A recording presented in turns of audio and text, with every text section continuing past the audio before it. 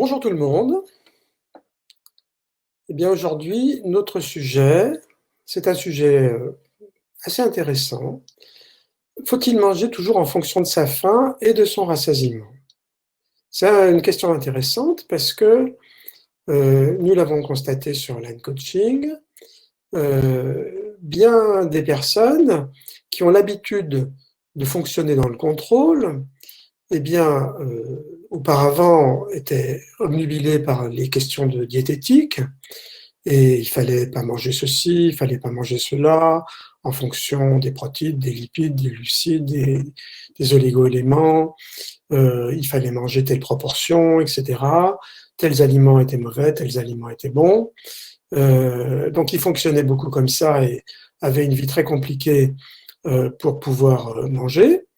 Et à partir du moment où ils commencent à démarrer Line Coaching, eh bien, ils remplacent toutes ces tentatives de contrôle du comportement alimentaire sur un plan diététique par du contrôle du comportement alimentaire sur les sensations alimentaires.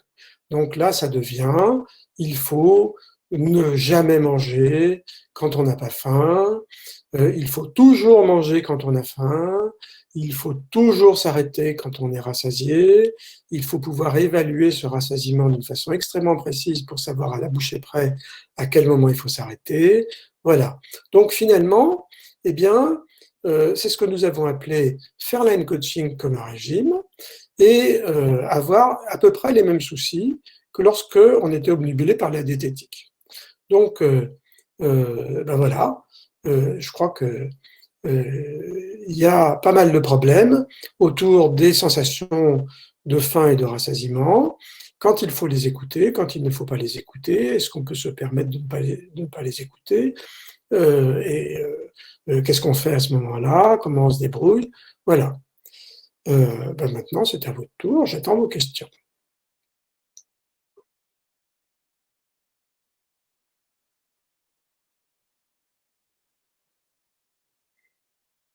J'ai presque répondu déjà, hein, au sujet. Peut-être que c'est pour ça que vous n'avez pas de questions.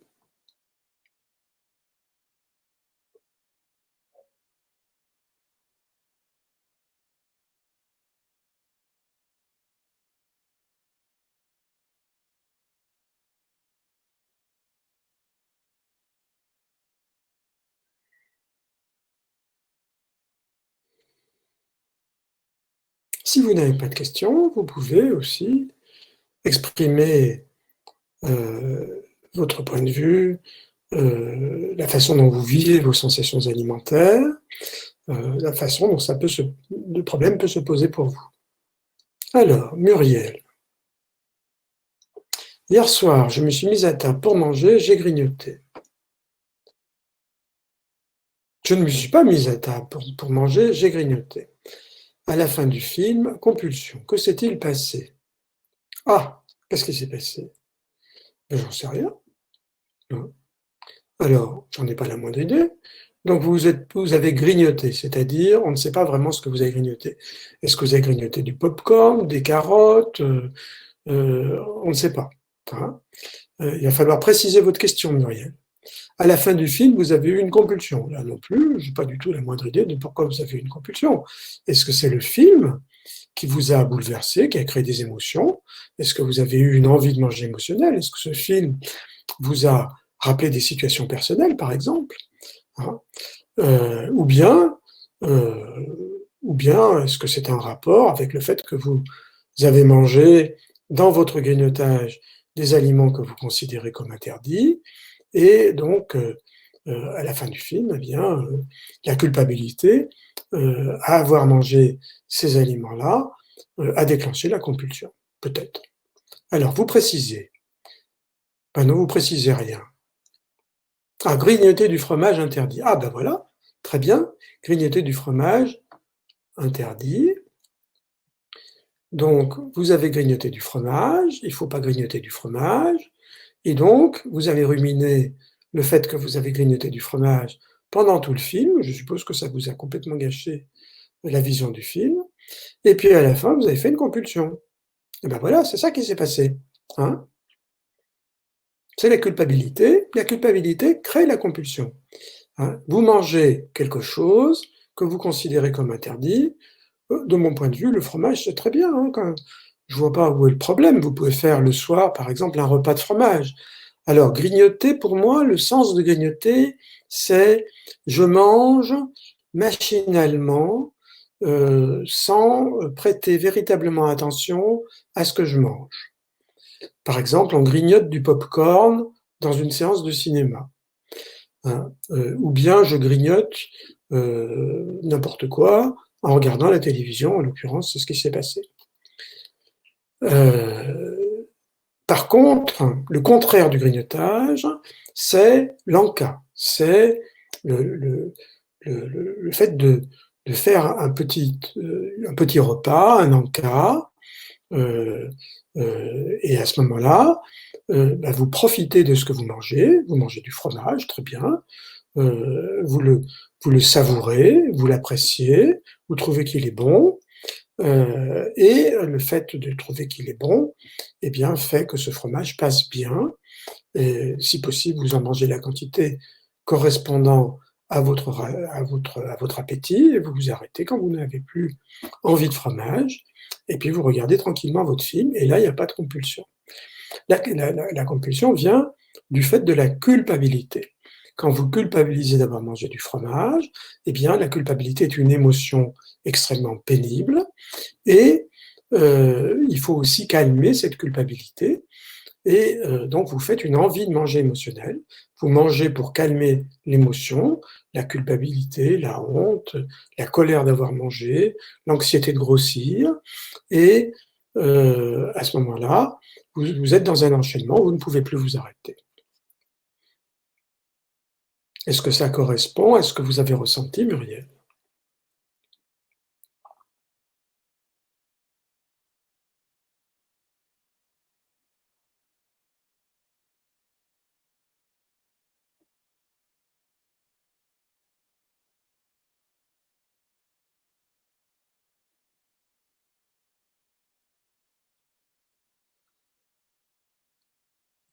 Alors oui, tout à fait, merci.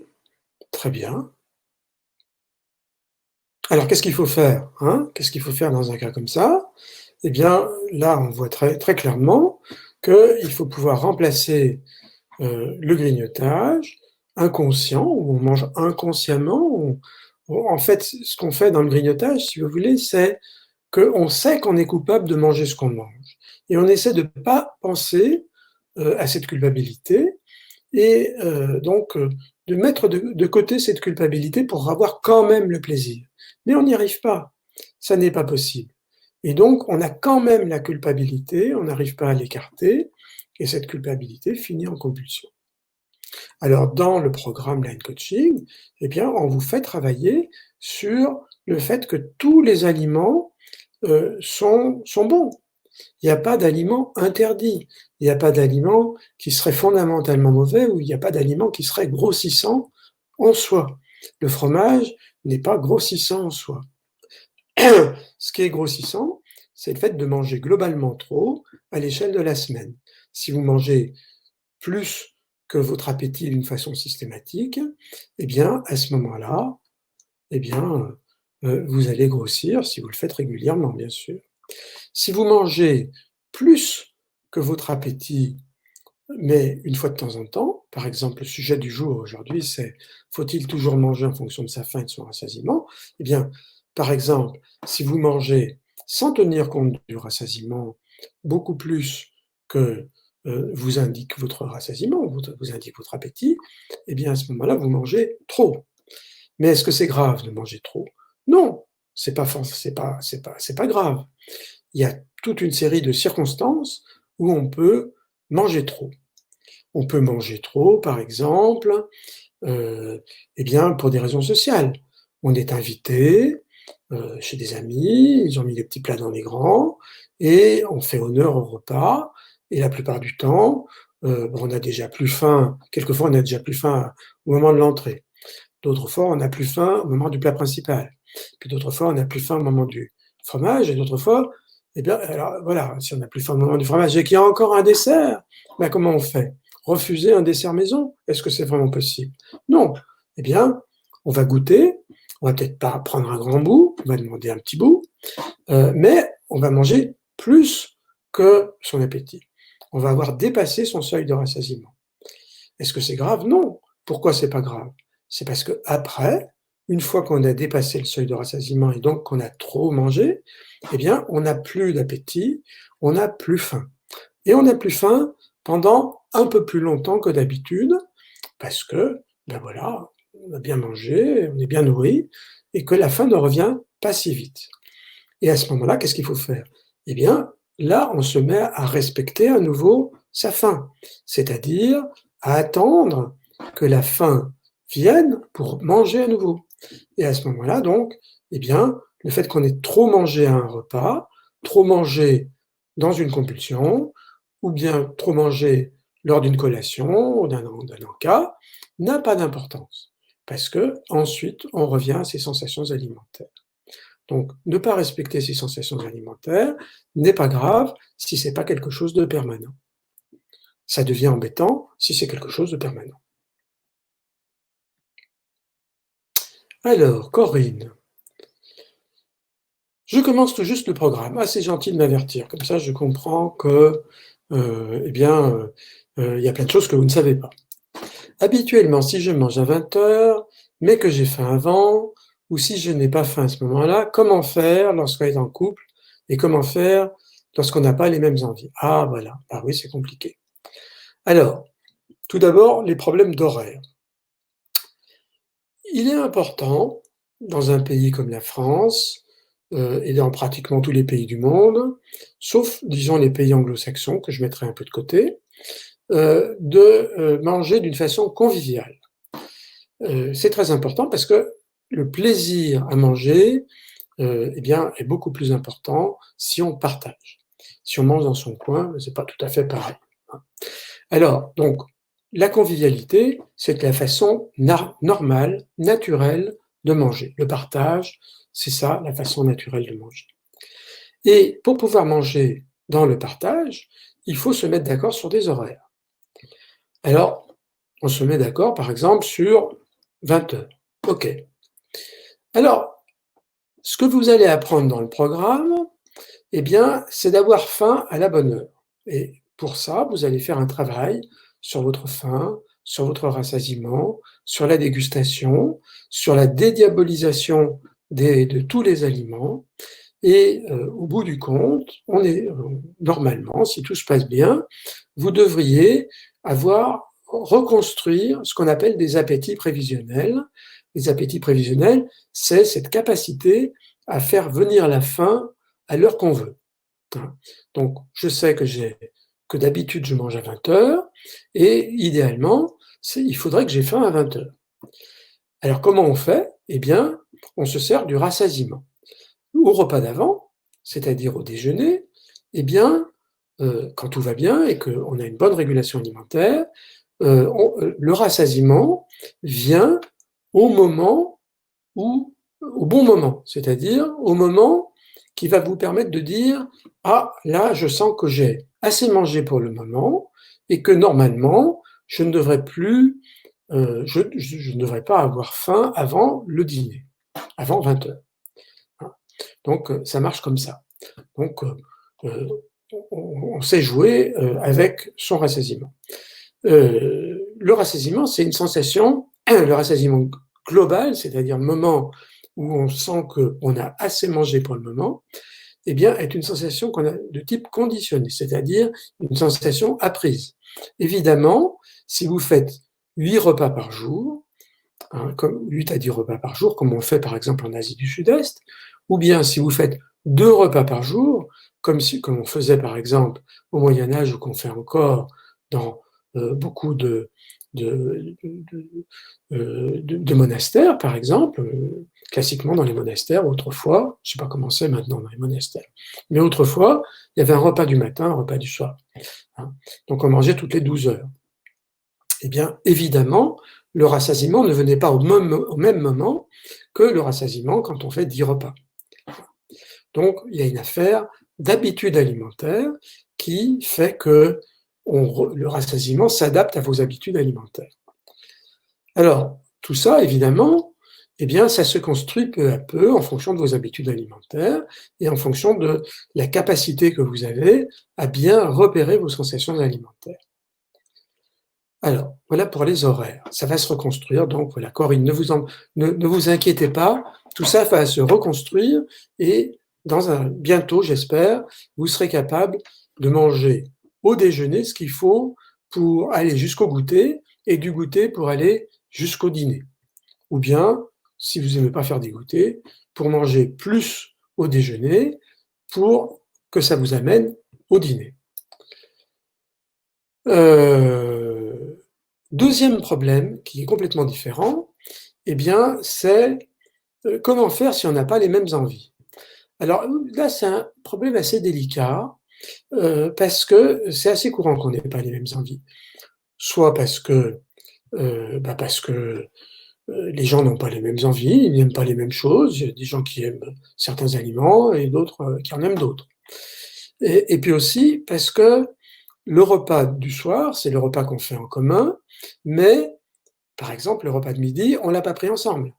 Le repas de midi, on l'a pris à la cantine ou dans un restaurant d'entreprise, et donc on a mangé des choses différentes. Quand on mange des choses différentes à midi, eh bien, on a envie de choses différentes le soir. Et donc, on n'est pas sur la même longueur d'onde dans le couple, ou dans la famille d'ailleurs. C'est exactement la même chose avec les enfants qui mangent à l'école. Et donc, on ne sait pas bien ce qu'ils ont mangé à l'école, on ne sait pas bien de quoi ils vont avoir envie le soir. Alors, comment on fait? Eh bien, on s'adapte. Il y a deux façons de faire. Il y a des gens qui décident de manger des choses différentes. Chacun va manger selon ses envies. Un peu comme au restaurant. C'est-à-dire, on va au restaurant ensemble, et puis il y a une carte, et chacun choisit sur la carte ce dont il a envie, et les convives ne sont pas obligés de manger la même chose. L'autre façon de faire, qui est peut-être plus celle d'un couple harmonieux, je dirais, moins égoïste, c'est de ne pas manger systématiquement ce dont on a envie et d'alterner. C'est-à-dire, par exemple, un jour, eh bien, on va faire plaisir à l'un, c'est lui qui va plutôt orienter les choix alimentaires, on va faire la cuisine pour cette personne-là et l'autre mangera pour accompagner ce qu'il y a, voilà, elle n'aura pas eu ce qu'elle voulait, mais elle fait cet effort pour son conjoint. Et puis, un autre jour, le lendemain par exemple, eh bien c'est l'inverse. C'est l'autre, celui qui a été un petit peu frustré dans le dîner de la veille, qui va faire un effort pour son conjoint.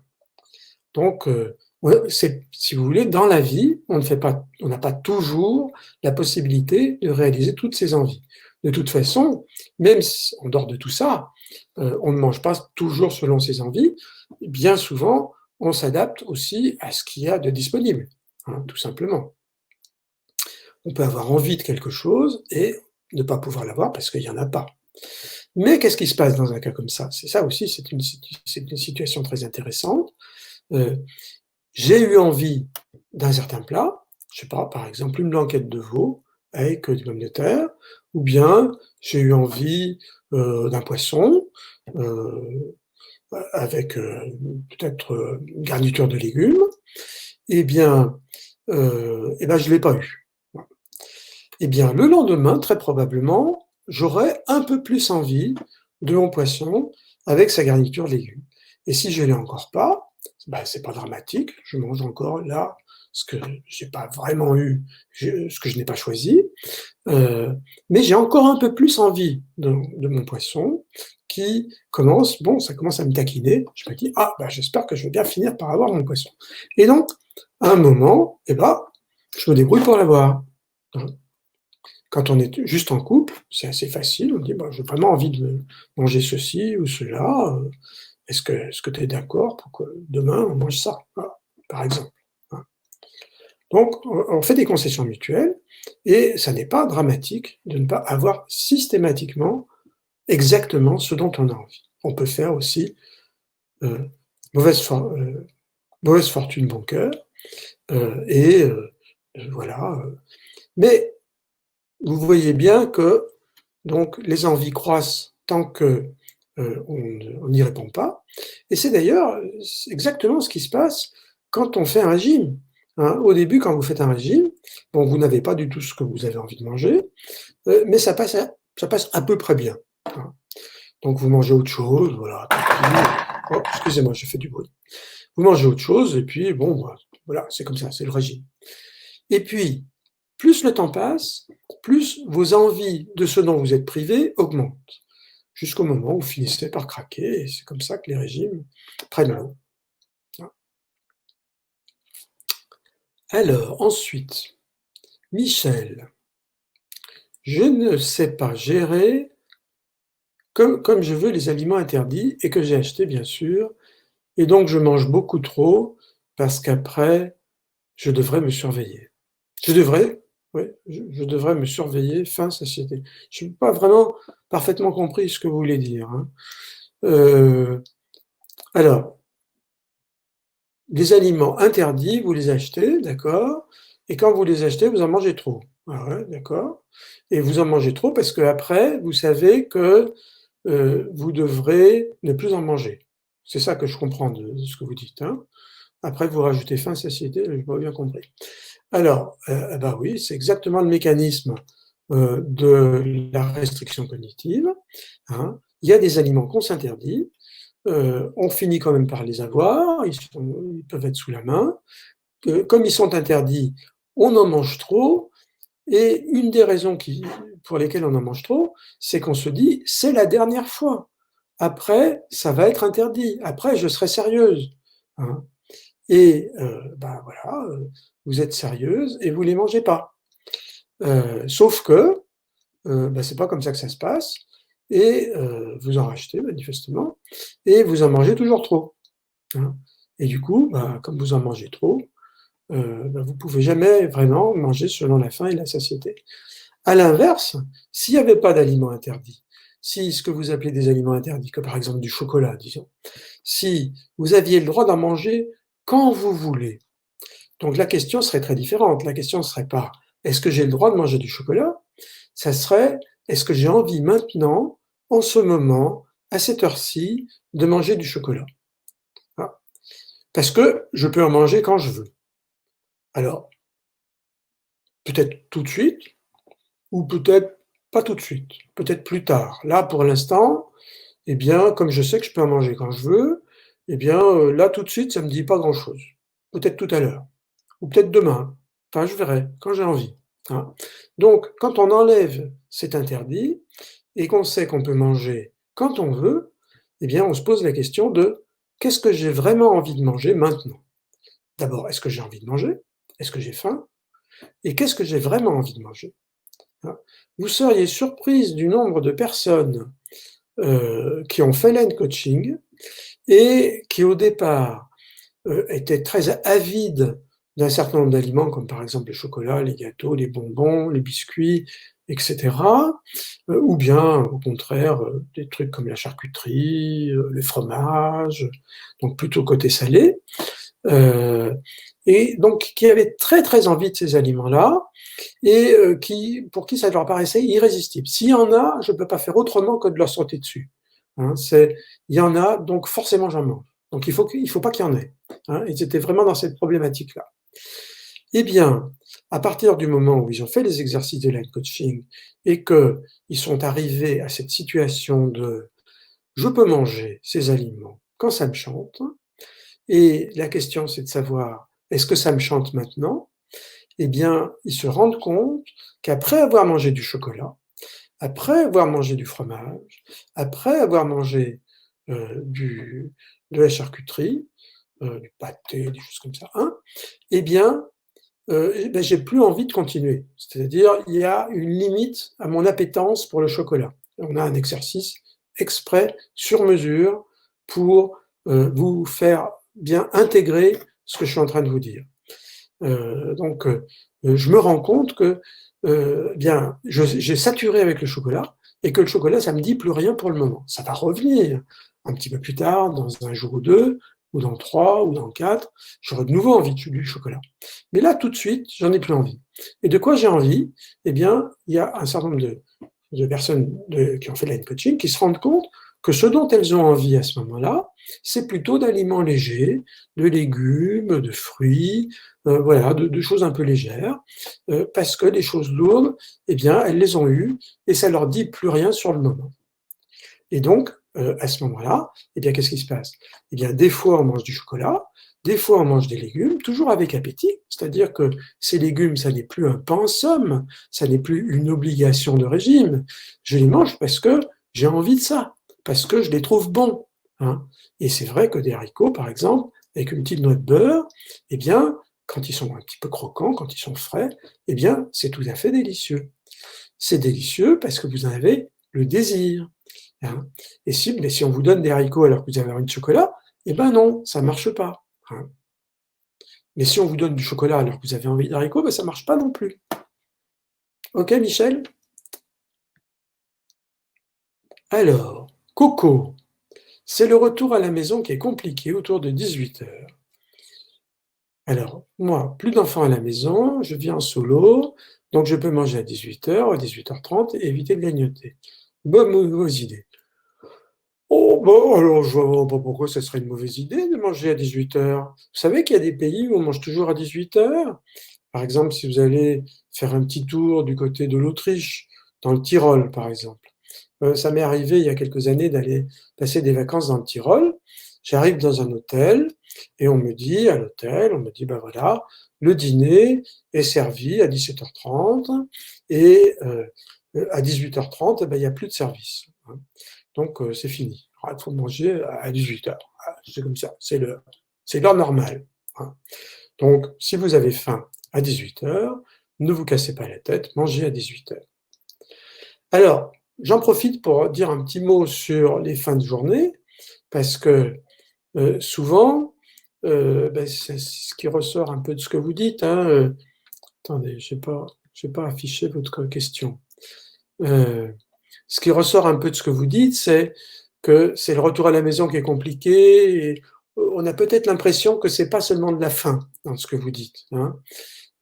C'est compliqué parce que si vous aviez que faim, peut-être que ça serait pas un problème majeur. Mais peut-être que vous avez aussi des problèmes émotionnels.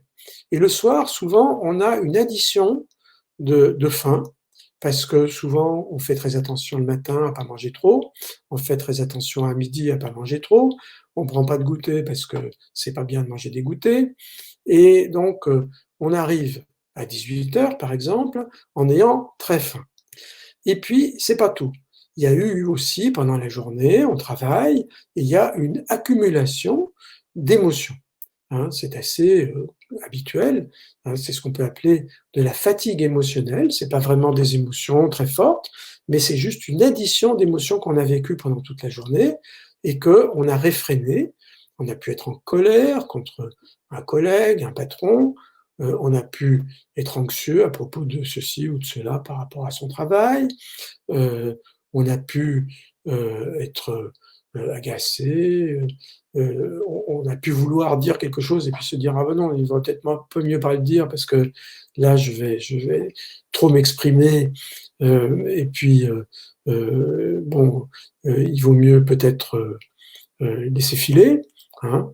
Aujourd'hui, nous sommes dans un environnement très exigeant sur le plan social et où il y a un contrôle social du comportement très important. Hein, il faut toujours sourire, il faut toujours être aimable, il faut toujours dire des choses positives, etc. Et donc, on ne peut pas toujours dire ce qu'on veut. Voilà. Et bien tout ça, ça provoque de la fatigue émotionnelle. Hein, il y a des tas de trucs qui vous sont restés sur l'estomac. Et donc, le soir, eh bien, vous avez cette fatigue émotionnelle, vous avez la faim, tout ça s'additionne et fait que vous avez des envies de manger qui rendent des choses plus compliquées. Hein. Donc là, je vous ai dit, vous pouvez manger à 18h, mais en même temps, c'est pas une réponse tout à fait complète si vous avez des envies de manger émotionnelles le soir. Alors, Corinne me dit, merci pour la réponse. Ah bah, très bien, ça c'est gentil. Donc je suis content d'avoir répondu, je n'ai pas répondu à côté de la plaque. C'est très bien. Je me félicite, voyez voir. Alors, Florence. Bonsoir docteur, je n'arrive toujours pas à m'arrêter quand je n'ai plus faim le soir.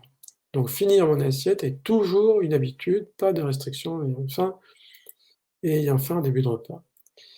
Avec le programme, je mange moins quand même, mais difficile de laisser. Oui, alors oui, vous avez tout à fait raison.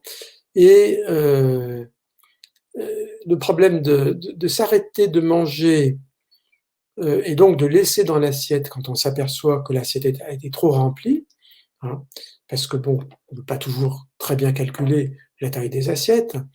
Idéalement, évidemment, on devrait mettre dans son assiette exactement la bonne quantité qui va correspondre à l'appétit qu'on a, mais d'une part, on peut se tromper, c'est très facile de se tromper, et d'autre part, c'est pas toujours nous qui remplissons notre assiette.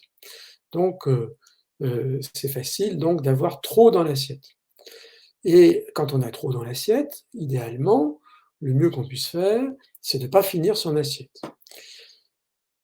Et c'est ce qu'on conseille, nous, hein, de ne pas finir son assiette. Même si ça fait du gaspillage, il vaut mieux mettre à la poubelle ce qui reste dans l'assiette que être soi-même la poubelle. Hein.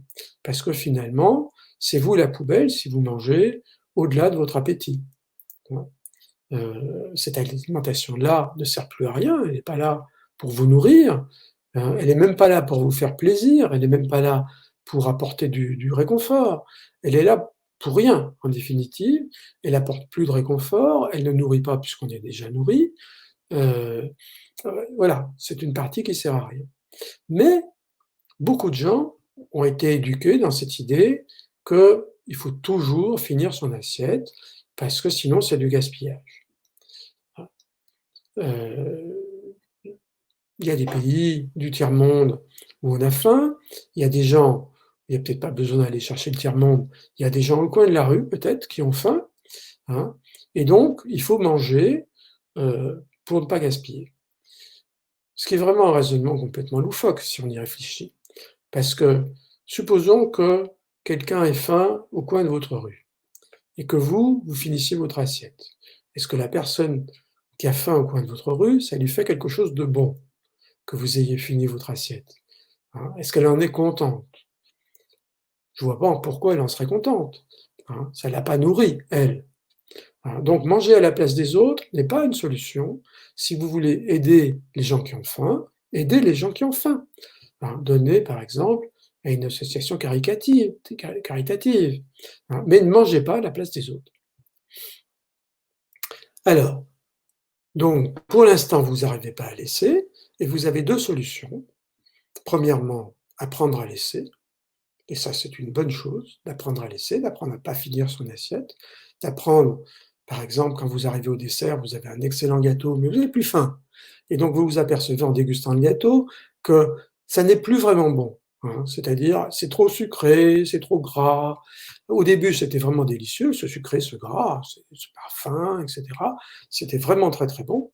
Mais là, vous en êtes arrivé au stade où, quand vous dégustez votre gâteau, hein, non, c'est plus bon. Eh bien, vous laissez. Hein. Vous abandonnez ce qui est en trop. Première solution. Et deuxième solution, eh bien, ne pas remplir votre assiette. Hein. Mettre moins dans l'assiette. Et ça aussi, c'est quelque chose d'intéressant, d'apprendre à mettre moins dans l'assiette et à éventuellement se resservir.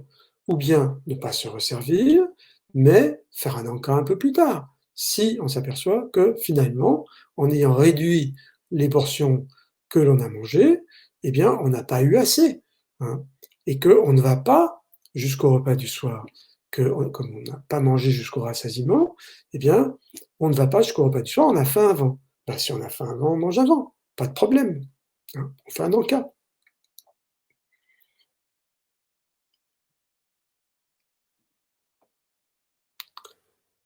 Alors, Michel, merci. Eh bien, merci pour votre merci. Coco. Alors, Coco, c'est la personne qui parlait de la complication de de 18 heures, elle rentre à la maison, elle est toute seule et elle a envie de manger. Alors, tout à fait OK avec vous et cette idée de frustration et d'émotion autour de la maison. L'idée, on a passé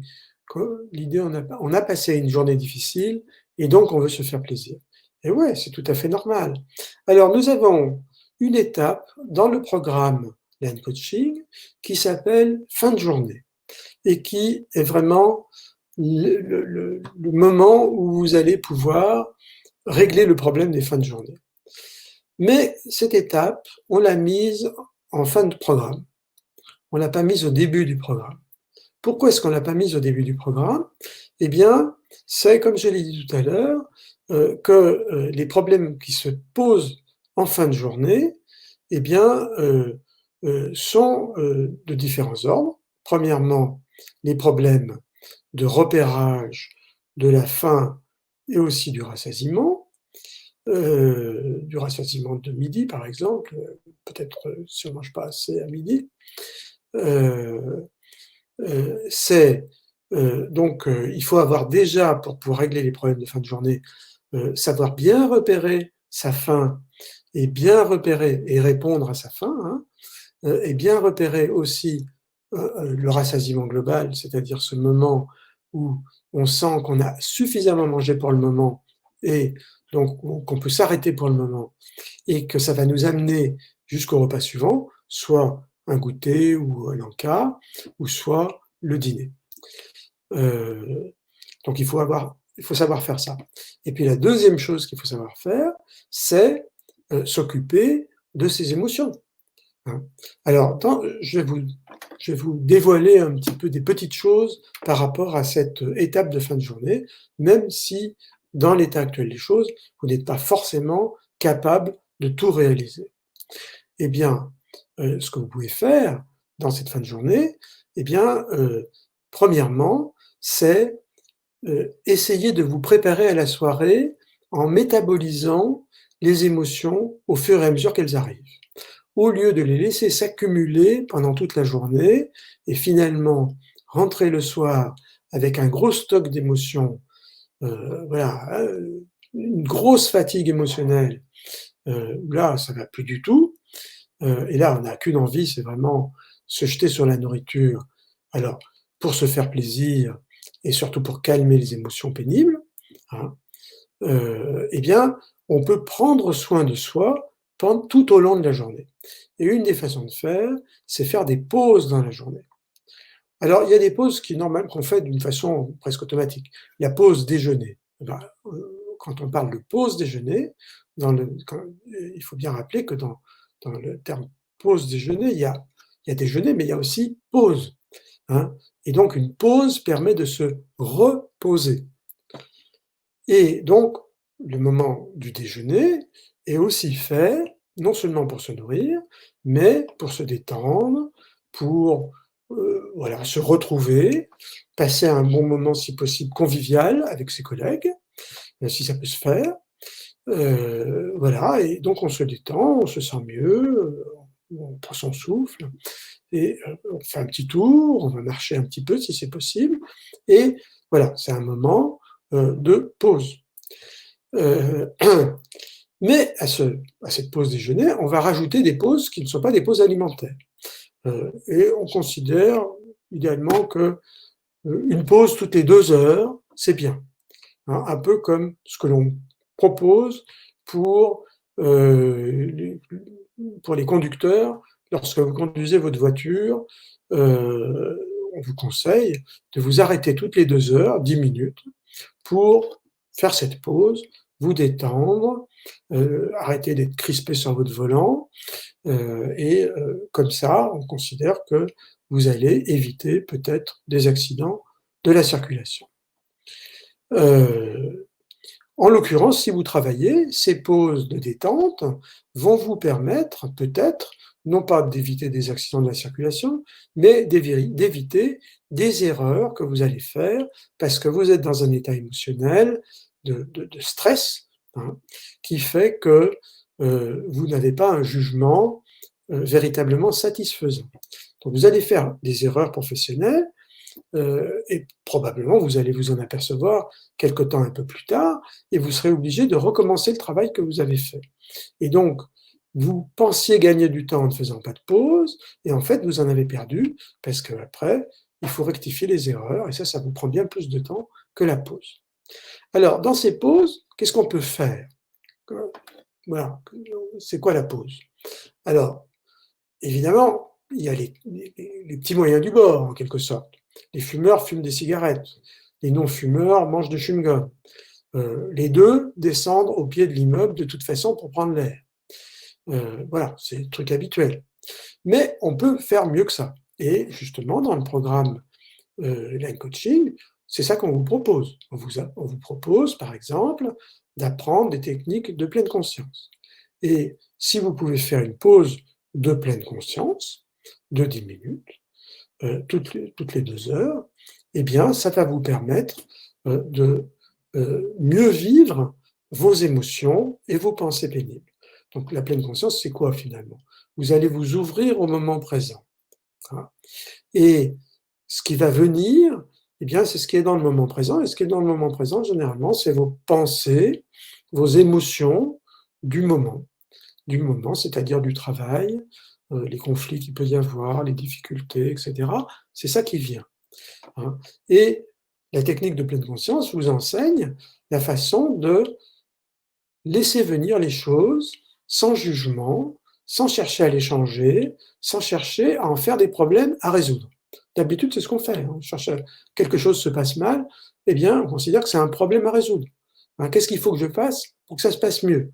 Là, comme on veut régler les problèmes émotionnels et pas les problèmes pratiques, eh bien, la question est très différente. Il ne s'agit pas de trouver une réponse à la situation, il s'agit simplement d'écouter son émotion, d'écouter ses pensées, de laisser venir à soi, de les vivre et de les laisser du coup s'écouler en dehors de soi, ce qu'elles font assez spontanément, dans un temps variable, à partir du moment où on n'en fait pas des problèmes et où donc on ne cherche pas à résoudre le problème. Simplement, on est ouvert à ce qui se présente.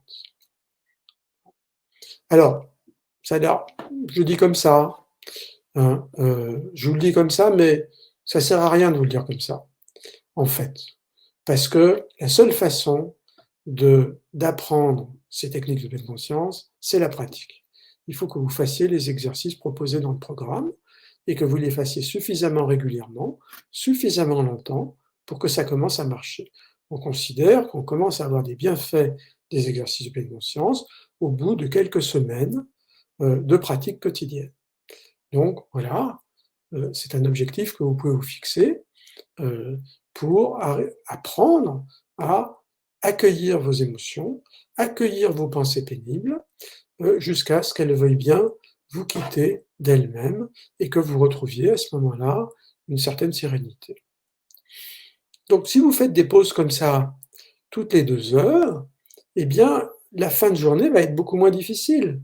Hein. Vous aurez liquidé toute une série de problèmes émotionnels au fur et à mesure. Hein. Et ça sera ça de moins que vous aurez sur l'estomac, si j'ose dire, le soir, quand vous rentrez chez vous. Hein. Même si vous avez fait ces pauses, on vous conseille quand même de faire une grande pause en rentrant chez vous. Hein. C'est-à-dire une pause qui vous permet de couper court à la journée de travail et de rentrer dans votre soirée. Hein. De faire une sorte de sas. Et là aussi, on vous conseille des exercices de pleine conscience. Donc, vous voyez, la pleine conscience, le travail sur la problématique des sensations alimentaires, eh bien, il faut faire en sorte le chemin dans les étapes du programme pour qu'on en arrive à cette fin de journée qui est une sorte de récapitulation finalement. De récapitulation qui va vous permettre de vraiment sortir de cette problématique de fin de journée. Il faut quand même bien dire que 80 ou 90% des gens qui ont des problèmes alimentaires, ces problèmes alimentaires se manifestent en soirée. Alors, Muriel, Comment expliquez-vous que malgré le rassasiement en fin de plat principal, je puisse encore prendre un dessert sucré, comporte yaourt? Oui, c'est une très bonne question. Eh bien, je vais vous l'expliquer. Pour vous l'expliquer, je suis obligé de vous parler du rassasiement un peu plus en détail. En fait, il y a deux sensations de rassasiement différentes. Il y en a une qu'on appelle dans le programme le rassasiement gustatif. Et il y en a une seconde qu'on appelle dans le programme le rassasiement global. Pour celle-là, tout le monde l'appelle le rassasiement global, mais le rassasiement gustatif, sur un plan scientifique, le terme savant, c'est rassasiement sensoriel spécifique. Alors, commençons par le rassasiement sensoriel spécifique ou le rassasiement gustatif. Vous mangez votre plat principal et au début, c'est savoureux, donc vous sentez qu'il est vraiment très bon. Et au fur et à mesure que vous le mangez, c'est de moins en moins savoureux. Vous mangez, par exemple, disons, un beefsteak pommes frites, et vous trouvez qu'au bout d'un moment, alors le beefsteak était vraiment délicieux, les frites étaient croustillantes et bien grasses, bien agréables. Et puis, il arrive un moment où la viande, ça vous dit plus grand-chose, vous êtes saturé de viande, voilà, ça vous dit plus rien. Et les frites, vous trouviez qu'au départ, le gras était très sympathique, et là, maintenant, vous trouvez que le gras, c'est vraiment dégoûtant. Et donc, si vous trouvez que le gras est vraiment dégoûtant, entre parenthèses, vous avez déjà un peu dépassé le rassasiement gustatif. Normalement, vous vous arrêtez au moment où vous sentez que la frite est moins bonne, simplement. Si vous êtes vraiment au stade où vous sentez que c'est vraiment pénible à manger, c'est que vous avez déjà trop mangé. Donc voilà, vous arrivez à saturation pour le beefsteak pommes frites. Et donc vous êtes au rassasiement gustatif. Donc c'est ça le rassasiement gustatif. Le rassasiement gustatif, c'est la saturation, c'est la fin du plaisir pour un aliment déterminé. Alors ce rassasiement gustatif ne marche en réalité que pour les aliments suffisamment caloriques. Ça ne marche pas pour les haricots verts. Ça marche pour les gâteaux, pour les pâtisseries, pour la charcuterie, et là ça marche vraiment très très bien. Sur les fromages, ça marche super bien. Sur des aliments moyennement caloriques, comme par exemple, disons, les céréales, les légumineuses, si vous êtes végétarien, c'est ça que vous mangez en principal, eh bien, ça marche, mais un peu moins bien, c'est-à-dire il faut des quantités nettement supérieures et en volume, parce que c'est moins calorique, donc c'est normal. Et vous sentez une saturation, mais les céréales et les légumineuses n'ont pas un goût aussi prononcé que les aliments très riches, comme du fromage par exemple, qui a un goût extrêmement prononcé. Donc on sent moins bien. Et puis, les aliments peu caloriques, comme par exemple les légumes à l'eau, s'ils sont noyés dans du gruyère, par exemple, bon, c'est pas du tout pareil. En fait, c'est le gruyère qui est nourrissant. Eh bien, si c'est manger des légumes à l'eau, il y a probablement un rassasiement, théoriquement, il devrait y avoir un rassasiement gustatif, mais il faudrait manger tellement de haricots verts pour arriver au rassasiement gustatif, que c'est quelque chose qu'on ne fait absolument jamais. On a le ventre bien plein, bien avant que le rassasiement gustatif puisse intervenir. Donc, ce rassasiement gustatif ne marche pas pour ce genre d'aliments-là. Donc, mais c'est pas très important, parce que de toute façon, c'est des aliments qu'on mange plutôt un peu au volume, c'est-à-dire on mange un petit tas. C'est comme ça qu'on mange les haricots verts. On mange un petit tas. Donc, pour les aliments pour lesquels ça a de l'importance au niveau calorique, le rassasiement gustatif est très net. On arrive donc à un moment où, voilà, on n'a plus envie du steak frites. Et donc, une fois que vous avez suffisamment avancé dans le programme Blend Coaching, vous savez vous arrêter du steak frites, même s'il en a encore. Et là, vous vous apercevez que vous mangeriez bien encore un petit truc sucré. Et bien, c'est normal. C'est pas parce que vous êtes saturé de steak frites que vous n'avez pas envie encore d'autre chose. Vous pouvez avoir encore faim d'un dessert. Vous n'avez pas totalement épuisé votre appétit votre appétit, votre faim. Il reste encore du désir alimentaire pour des aliments. Hein. Et donc là, vous prenez votre dessert et ça recommence en quelque sorte. C'est-à-dire, ce dessert, vous pouvez vous arrêter au rassasiement. Si vous avez déjà mangé beaucoup de steak frites et que vous êtes déjà arrivé, voilà, vous avez déjà mangé pas mal de trucs, probablement, vous vous apercevrez que le rassasiement gustatif sur les desserts vient assez tôt. Hein. C'est-à-dire pour des petites quantités. Si vous avez mangé beaucoup de steak frites, je prends un autre exemple que compote yaourt, parce que compote yaourt, c'est pas très calorique, mais si vous prenez, disons, pâtisserie, hein, eh bien, vous vous apercevez que vous n'avez pas la capacité à avoir du plaisir avec la pâtisserie pour beaucoup de bouchées. Et donc, votre rassasiement gustatif vient beaucoup plus vite. Peut-être que vous allez apprécier 2-3 bouchées et à la quatrième vous dire ouais, bah, voilà, le gâteau au chocolat, ça va bien comme ça. Hein. Alors, il faut bien que je précise, et ça c'est très important, que tout ce que je suis en train de vous dire ne fonctionne que si vous dégustez. Parce que si vous dégustez pas, si vous avalez tout rond, hein, eh bien, vous ne vous rendez compte de rien. Le rassasiement gustatif ne marche que si vous dégustez, c'est-à-dire si vous prêtez attention de façon fine à ce qui se passe dans votre bouche et au goût de ce que vous mangez. Si vous mangez mécaniquement, alors au mieux vous allez manger au volume et vous allez manger quand vous allez vous arrêter quand le ventre sera plein. Hein. Et là, avec l'alimentation moderne, le ventre sera plein et vous aurez trop mangé. Hein. Voilà, je crois que j'ai répondu. Hein. Alors, Florence, merci pour votre réponse. Si pas finir l'assiette est très difficile, voire douloureux émotionnellement, il est préférable de faire une pause et de faire une respiration de pleine conscience. Alors, oui, alors, si finir l'assiette, si ne pas finir l'assiette est difficile, alors, moi j'ai un exercice que je donne à mes patients. On en parle un peu dans le programme, mais de façon assez incidente, qui consiste à jeter des aliments. Hein. Par exemple, je demande à la personne de manger du chocolat.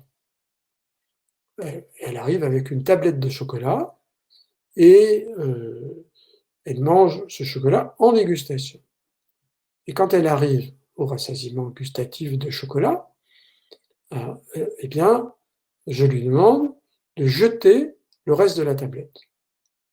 Et de faire ça, cet exercice, plusieurs fois, avec plusieurs aliments différents, pour s'habituer à l'idée de la perte. Il y a beaucoup de gens qui ont du mal avec la perte. Donc ça dépasse assez fréquemment le problème, la problématique de l'alimentation. Ce sont toutes les pertes finalement, toutes les séparations. C'est ce qu'on appelle en psychologie l'angoisse de séparation. Donc on peut avoir du mal à se séparer de l'aliment, mais on peut avoir du mal aussi à se séparer de personnes ou bien d'objets. Hein. Jeter des objets, par exemple, ou bien voilà, s'en débarrasser d'une façon ou d'une autre, eh bien, est très difficile pour ces personnes-là.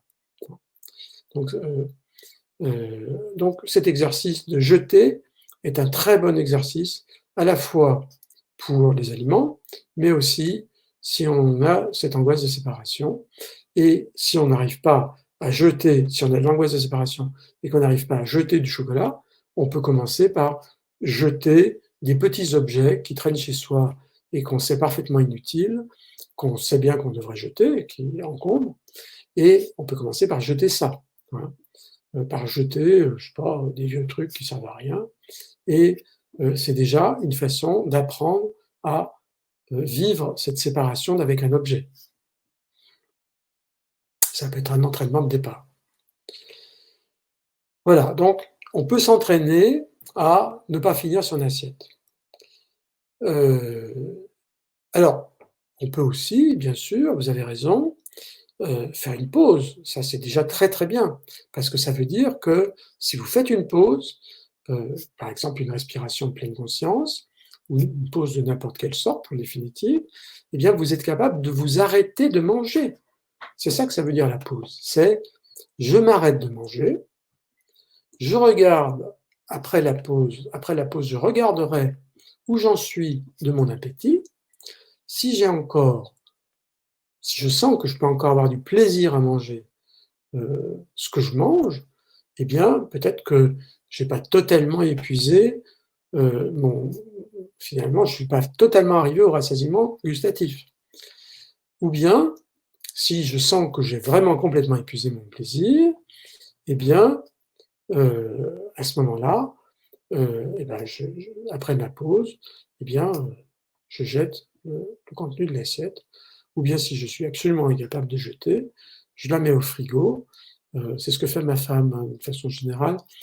C'est pour ça que j'appelle toujours le frigo la pré-poubelle. Hein.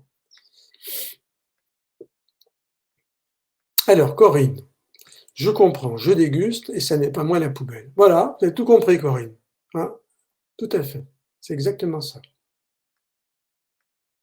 Coco, très intéressant cette corrélation entre jeter la fin d'assiette et la séparation, la peur de l'abandon, je vais creuser. Oui, tout à fait, voilà. Ça, c'est un truc qu'on peut creuser parce que effectivement, c'est quelque chose qu'on retrouve assez fréquemment. Hein, les gens qui ont du mal à laisser du gâteau n'ont pas que du mal à laisser du gâteau.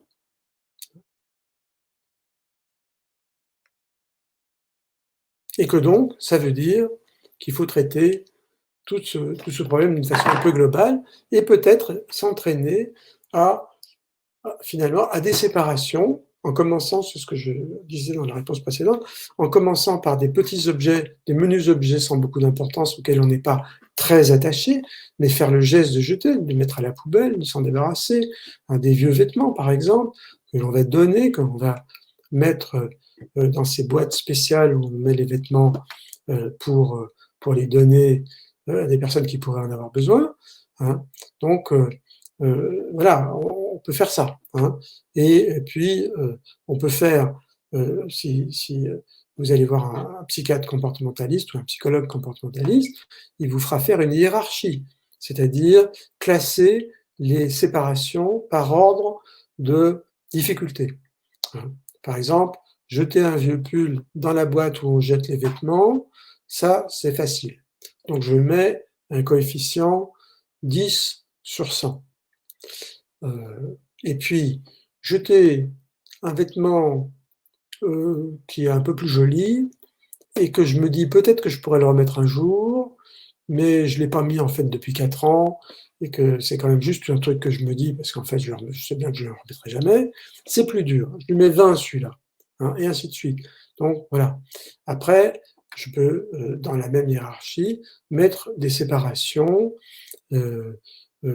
Par exemple, il y a des gens qui ont du mal à partir en vacances parce que on se sépare de sa maison, de son appartement, et puis on se sépare d'autres personnes. Et donc, ils ont du mal à partir de leur lieu habituel. Et puis, quand ils sont en vacances, ils ont du mal à partir du lieu de vacances. Hein. Donc, travailler sur ce genre de séparation-là. Et puis, peut-être que les gâteaux, ce sera le dernier truc. Hein, vous vous apercevrez que non, c'est pas le dernier truc, c'est pas si facile, c'est pas si difficile que ça, les gâteaux. Hein. Alors, Mylène. Mylène a des problèmes avec les biscuits. Un paquet de biscuits entamés s'il nous obsède. Oui, vous avez tout à fait raison. Alors, il y a des choses que les gens font avec des débutants de light coaching. Quand on leur dit, en début de programme, hein, quand on présente le programme, on dit, voilà, avec ce programme-là, quand vous aurez fait le programme, eh bien, vous pourrez manger tout ce que vous aimez. Et donc, vous pouvez, voilà, vous serez libre de manger tout et n'importe quoi, et en particulier les choses que vous aimez. Et donc, ces personnes se disent: «Ah bon, on a le droit de manger tout ce qu'on veut, alors j'achète les choses que je n'achetais plus, parce que je sais que quand elles sont là, je les mange, et donc, voilà, je vais acheter tout ce que je veux, puisque maintenant on a le droit de manger tout ce qu'on veut». Et évidemment, elles achètent des paquets de biscuits, des trucs, des machins, etc. Et elles font des boulimies.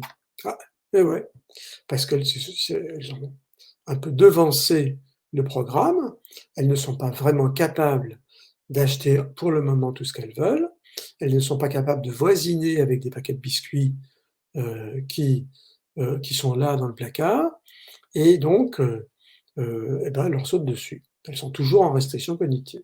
Il faut attendre, il faut faire le programme, il faut avancer dans le programme suffisamment pour pouvoir voisiner avec des biscuits. On peut voisiner avec des biscuits quand on a le sentiment que l'on peut manger des biscuits chaque fois qu'on le désire vraiment. Hein. Alors quand je dis vraiment, c'est ce que je disais tout à l'heure, c'est je pense au biscuit et je me dis, si je le déguste maintenant, ça va être délicieux. Et puis d'autres fois, on se dit, ce biscuit, ça me fait pas vraiment envie. Hein. Je sens que je n'aurai pas un vrai plaisir à le manger. Ça sera juste la satisfaction de la transgression de l'interdit. Alors vous, Mylène, donc vous êtes dans cette problématique, vous êtes toujours en restriction cognitive, et quand il y a un paquet de biscuits entamé, eh bien vous pensez à le manger. Hein. Il faut le manger, il vous obsède. Et donc effectivement, vous avez tout à fait raison. Au stade où vous en êtes aujourd'hui, comme vous n'êtes pas capable de voisiner avec ces biscuits, avec ce paquet de biscuits entamés, le mieux, c'est de le jeter. Et quelquefois, eh bien, pour manger un ou deux biscuits, on est obligé, dans un premier temps, ça dure généralement pas très longtemps, d'acheter pour 2 biscuits le paquet complet dans lequel on va manger que 2 biscuits. Hein. Mais voilà, c'est pas si fréquent et puis les choses se réparent assez vite de ce point de vue. Alors, Coco, beaucoup de choses me parlent, merci beaucoup. Très bien. Bon, bah, je suis bien content, ça vous fait réfléchir, c'est ça le plus important. Alors, Florence, j'ai du mal à jeter mes affaires, je vais y songer. Attends, excusez-moi, je n'ai pas affiché la question. J'ai du mal à jeter mes affaires, je vais y songer. L'angoisse de séparation, c'est aussi avec les gens. Oui, bien sûr que c'est avec les gens. Généralement, les psychologues en parlent essentiellement pour l'angoisse de séparation avec les personnes. Hein. C'est de ça dont on parle principalement, parce qu'effectivement, jeter ses vieux pulls et jeter quelques frites, c'est pas vraiment quelque chose de si essentiel, mais l'angoisse de séparation des personnes aimées, et c'est ça le problème qui se pose souvent en psychologie. Mettre au frigo si j'ai besoin, et si je n'ai plus faim, d'aliment. Oui, tout à fait. Alors, Mylène, merci beaucoup pour vos explications claires et vos conseils précieux. Eh bien, merci de me dire merci, et c'est moi aussi maintenant qui vous dis merci, parce que le webinaire est terminé. J'espère que mes réponses vous ont éclairci et vont vous permettre d'avancer dans le programme, hein, et que voilà, que vous puissiez avancer en prenant votre temps, sans vous presser, en essayant de faire aussi attentivement que possible chaque étape. À la prochaine fois.